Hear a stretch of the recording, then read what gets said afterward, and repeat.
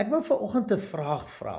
En dit is: hoekom wag die mensdom totdat dit amper te laat is, of partykeer is dit te laat, totdat die pop op die venster stryk, voor hulle verandering in hulle lewe bring? Hulle sit dalk met 'n ongelukkigheid van negatiewe goed wat oor en oor in hulle lewe gebeur. Hulle sit met 'n seer, nee, hulle sit met 'n wrok of wat ook al, wat hulle weet wat hulle terughou, maar hulle sal nie aanwerk nie. Hulle sit dalk met gesondheidsprobleme as gevolg van verkeerde keuses, maar hulle sal nie daaraan verander nie.